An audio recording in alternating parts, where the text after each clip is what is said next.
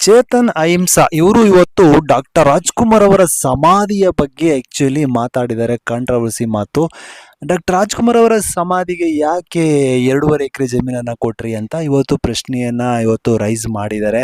ಇವರು ಒಂದು ಪ್ರಶ್ನೆಯನ್ನ ರೈಸ್ ಮಾಡ್ತಾರೆ. ಇವರು ಚೇತನ್ ಅವ್ರು ಹೇಗೆ ಅಂತಂದ್ರೆ, ಈ ಅಪ್ಪ ಯಾವಾಗ್ಲೋ ಆಗೋಗಿರುತ್ತೆ, ಆಮೇಲೆ ತೆಗೆದುಕೊಳ್ತಾನೆ, ಆಮೇಲೆ 1 ವರ್ಷಕ್ಕೋ 2 ವರ್ಷಕ್ಕೋ ಬರ್ತಾನೆ, ಸೈಲೆಂಟ್ ಆಗಿರ್ತಾನೆ, ಇದ್ಕಿದಂಗೆ ಗಾಳಿ ಬಂದಂಗೆ ಗಾಳಿ ಮಿಟ್ಕತ್ತು ಅಂತಾರಲ್ಲ, ಆ ರೀತಿ ಇದ್ಕಿದಂಗೆನೆ ಚಕ್ ಅಂತ ಏನೋ ಒಂದು ಕಾಂಟ್ರವರ್ಸಿ ಮ್ಯಾಟರ್ ಅನ್ನ ರೈಸ್ ಮಾಡ್ಬಿಡ್ತಾನೆ. ಟ್ವೀಟ್ ಮಾಡೋದು, ಇವತ್ತು ಟ್ವೀಟ್ ಮಾಡಿದಾನಲ್ಲ ಡಾಕ್ಟರ್ ರಾಜ್ಕುಮಾರ್ ಅವ್ರಿಗೆ ಯಾಕೆ ಅಂತ, ಹಂಗೆ ಗಾಳಿ ಮಿಟ್ಕೊಂಡಂಗೆ ಯಾವುದೋ ಒಂದು ಕಾಂಟ್ರವರ್ಸಿ ಮ್ಯಾಟರ್ನ ತೆಗೆದ್ಬಿಡ್ತಾನೆ. ಈ ಹಿಂದೆನೂ ಸುಮಾರು ಮಾಡಿದ, ನೀವು ನೋಡಿರ್ಬೋದು.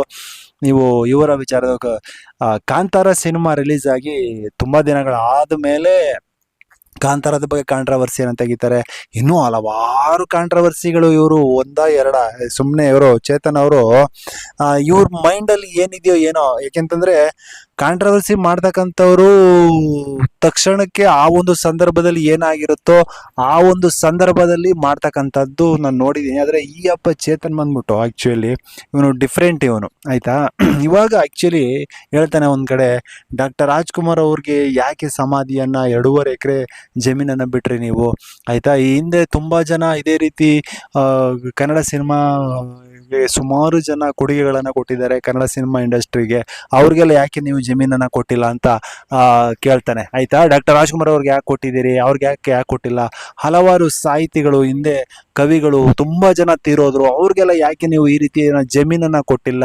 ಜಮೀನನ್ನ ಕೊಟ್ಟು ಅವ್ರಿಗೆ ಯಾಕೆ ಈ ರೀತಿ 2 ಎಕರೆ 3 ಎಕರೆ ಈ ರೀತಿ ಜಮೀನನ್ನ ಕೊಟ್ಟು ಅವ್ರಿಗೆ ಯಾಕೆ ಈ ರೀತಿ ಸಮಾಧಿಗಳನ್ನ ಮಾಡಿಲ್ಲ ದೊಡ್ಡ ಮಟ್ಟದಲ್ಲಿ. ಈ ರೀತಿಯಾದ ಕ್ವಶನ್ ಅನ್ನ ಆಕ್ಚುಲಿ ಈಗ ಕೇಳ್ತಾ ಇರ್ತಕ್ಕಂಥದ್ದು, ಈ ಚೇತನ್ ಕೇಳ್ತಾ ಇರ್ತಕ್ಕಂಥದ್ದು.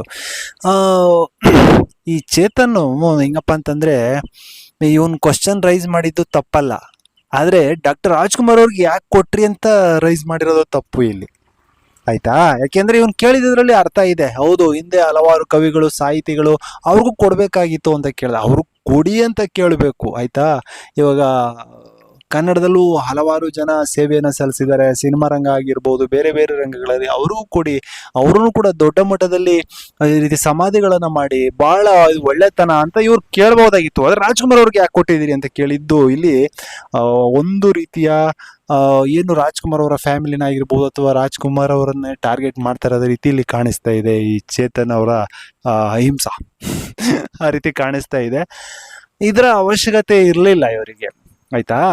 ಇಲ್ಲಿ ನೋಡಿ, ಡಾಕ್ಟರ್ ರಾಜ್ಕುಮಾರ್ ಅವ್ರಿಗೆ ಕೊಡಬೇಡಿ ಅಂತ ಹೇಳಕ್ಕೆ ಅವ್ರು ಯಾರು ಅಲ್ಲ. ಯಾಕೆಂದ್ರೆ ಡಾಕ್ಟರ್ ರಾಜ್ಕುಮಾರ್ ಅವರು ಆಕ್ಚುಲಿ ನಾವೇನಾದ್ರೂ ಇವತ್ತು ಕನ್ನಡ ಸಿನಿಮಾಗಳನ್ನ ನಾವು ನೋಡ್ಕೊಂಡು ಬೆಳೆದಿದ್ದೀವಿ. ಒಂದು ಕನ್ನಡ ಸಿನಿಮಾ ಇಂಡಸ್ಟ್ರಿ ಇಡೀ ಇಂಡಿಯಾದಲ್ಲಿ ಗುರುತಿಸ್ಕೊಂಡಿದೆ ಅಂದ್ರೆ ಅದಕ್ಕೆ ಮೇನ್ ಕಾರಣ ನಮ್ಮ ಡಾಕ್ಟರ್ ರಾಜ್ಕುಮಾರ್ ಅಂತವರಿಗೆ ನೀವು ಯಾಕೆ 2.5 ಎಕರೆ ಜಮೀನನ್ನ ಕೊಟ್ರಿ ಅಂತ ಕೇಳೋದ್ರಲ್ಲಿ ಚೇತನ್ ಅವರೇ, ಇದು ನಿಮ್ಗೆ ಶ್ರೇಯಸ್ಸಲ್ಲ, ನಿಜವಾಗ್ಲೂ ಒಳ್ಳೇದಲ್ಲ ನಿಮ್ಗೆ ಇದು, ಆಯ್ತಾ.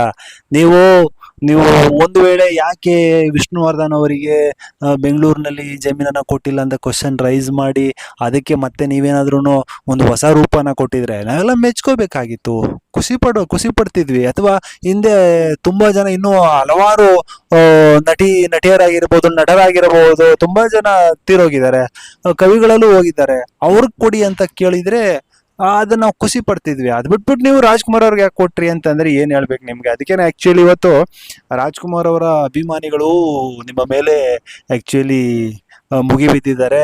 ಈಗ ನೀವು ನೋಡಿರ್ಬೋದು, ಬಸವೇಶ್ವರ ನಗರದಲ್ಲೂ ಕೂಡ ಈ ಚೇತನ್ ಅವ್ರ ಮೇಲೆ ಕಂಪ್ಲೇಂಟ್ಗಳಾಗಿವೆ, ಆಯ್ತಾ. ಚೇತನ್ ಅವರು ಏನೇ ಒಂದು ಮಾಡ್ಬೇಕಾದ್ರೂ, ಏನೇ ಒಂದು ಟ್ವೀಟ್ ಮಾಡ್ಬೇಕಾದ್ರೂ ಅವ್ರೇನ್ ದಡ್ರೇನಲ್ಲ, ಅವರು ಬುದ್ಧಿವಂತರು ಅಂತ ಅನಿಸ್ಕೊಂಡಿರ್ತಕ್ಕಂಥವ್ರು, ಸಮಾಜ ಹೋರಾಟಗಾರರು ಅಂತ ಅನಿಸ್ಕೊಂಡಿರ್ತಕ್ಕಂಥವ್ರು, ಆಯ್ತಾ. ಹೀಗಾಗಿ ಒಳ್ಳೊಳ್ಳೆ ಸಿನಿಮಾಗಳನ್ನು ಕೊಟ್ಟಂಥವ್ರು, ಹಾಗೆ ಒಳ್ಳೊಳ್ಳೆ ಹಾಡುಗಳನ್ನು ಕೂಡ ನಾವು ಕೇಳಿದ್ದೀವಿ. ಸಿಹಿ ಗಾಳಿ ಅಲ್ಲ, ಎಂತೆಂಥ ಹಾಡುಗಳನ್ನು ಕೇಳಿದ್ದೀವಿ ಇವರ ಸಿನಿಮಾಗಳಲ್ಲಿ, ಆಯ್ತಾ. ಇಂಥವರು ಆಕ್ಚುಲಿ ಒಂದೊಂದು ಹೇಳಿಕೆಗಳನ್ನ, ಒಂದೊಂದು ಟ್ವೀಟ್ಗಳನ್ನು ಮಾಡಬೇಕಾದ್ರೆ ಸರಿಯಾಗಿ ಯೋಚನೆ ಮಾಡಿ ಆನಂತರ ಮಾಡಬೇಕು. ಯಾಕೆ ಅಂತಂದರೆ ಅವ್ರಿಗೂ ಒಂದು ಗೌರವಗಳಿರ್ತವೆ. ನಮ್ಮ ಇಂಡಿಯಾದಲ್ಲಿ ಇವರು ಹುಟ್ಟಿರ್ತಕ್ಕಂಥದ್ದು, ಅಮೆರಿಕಾದಲ್ಲಿ ಎಲ್ಲ ಸ್ವಲ್ಪ ದಿನ ಇದ್ದು ಹಾಗೆ ಹೀಗೆ ಅಂತ ಹೇಳ್ಕೊಳ್ತಾರೆ.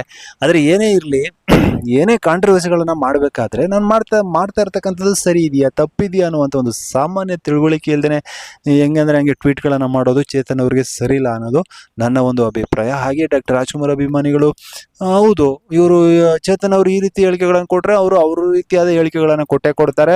ಅವರು ಅದಕ್ಕೆ ವಿರುದ್ಧವಾಗಿ ಮಾತಾಡ್ತಾರೆ. ಸಾರಾ ಗೋವಿಂದ್ ಅವರು ಕೂಡ ಈಗ ಇವ್ರಿಗೆ ವಿರುದ್ಧವಾಗಿ ಮಾತಾಡಿದ್ದಾರೆ. ಈ ಚೇತನ್ ಒಬ್ಬ ತಿಕ್ಲ ಹುಚ್ಚ, ಅವನು ನಿರುದ್ಯೋಗಿ, ಉದ್ಯೋಗಗಳಿಲ್ಲ, ಹಾಗೆ ಹೀಗೆ ಅನ್ನುವಂಥ ಹೇಳಿಕೆಗಳನ್ನು ಕೂಡ ಕೊಟ್ಟಿದ್ದಾರೆ. ಆಯ್ತಾ, ಯಾರು ಸಾರಾ ಗೋವಿಂದ್ ಅವರು. ಯಾಕೆಂದ್ರೆ ಸಾರಾ ಗೋವಿಂದ್ ಅವರು ಕೂಡ ಅಪ್ಪಡೆ ಡಾಕ್ಟರ್ ರಾಜ್ಕುಮಾರ್ ಅವರ ಅಭಿಮಾನಿ. ಆಯ್ತಾ, ಹಾಗಾಗಿ ಚೇತನ್ ಅಹಿಂಸಾ ಅವರು ಏನೇ ಅದು ಒಂದು ಹೇಳಿಕೆಗಳನ್ನ ಕೊಡಬೇಕಾದ್ರೆ ಅದು ಸರಿ ಇದೆಯಾ ಸರಿ ಇಲ್ಲ ಅನ್ನೋದನ್ನು ಯೋಚನೆ ಮಾಡಬೇಕಾಗತ್ತೆ. ಆಮೇಲೆ ಇವ್ರು ಹೇಳ್ತಾರೆ ಸರ್ಕಾರಗಳು ತಮ್ಮ ಬೇಳೆಯನ್ನು ಬೇಯಿಸ್ಕೊಳ್ಳೋಕ್ಕೋಸ್ಕರ ಡಾಕ್ಟರ್ ರಾಜ್ಕುಮಾರ್ ಅವ್ರಿಗೆ ಈ ರೀತಿ ಜಮೀನನ್ನ ಕೊಟ್ಟಿದ್ದಾವೆ ಅಂತ ಇವರು ಹೇಳ್ತಾರೆ. ಸರ್ಕಾರಗಳು ಬೇಳೆಗಳನ್ನ ಬೇಯಿಸ್ಕೊಳ್ಳೋಕೆ ಅದು ತಪ್ಪು ಚೇತನ್ ಅವರೇ, ನೀವು ಆ ರೀತಿ ಹೇಳ್ತಕ್ಕಂಥದ್ದು ತಪ್ಪು. ಯಾಕೆಂತಂದ್ರೆ ಒಬ್ಬ ಡಾಕ್ಟರ್ ರಾಜ್ಕುಮಾರ್ ಅಂತ ಒಬ್ಬ ಹೊರನಟನಿಗೆ ಸರ್ಕಾರಗಳು ಮಾಡ್ಬೇಕಾಗಿರೋದನ್ನ ಮಾಡಿವೆ. ಆಯ್ತಾ, ನೀವು ಬೇಳೆ ಬೇಯಿಸ್ಕೊಳ್ಳೋದು, ಅದನ್ನ ಬೇರೆ ರೀತಿ ತಿರ್ಚೋದು ಇವೆಲ್ಲ ಒಳ್ಳೇದಲ್ಲ ನಿಮ್ಗೆ ನಿಜವಾಗ್ಲೂ.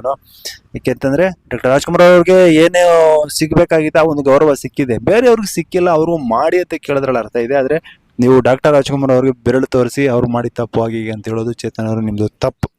ಸ್ನೇಹಿತರೆ, ನಿಮ್ಗೆ ಏನ್ ಅನಿಸ್ತಾ ಇದೆ ಕಮೆಂಟ್ ಮಾಡಿ. ನಮಸ್ಕಾರ.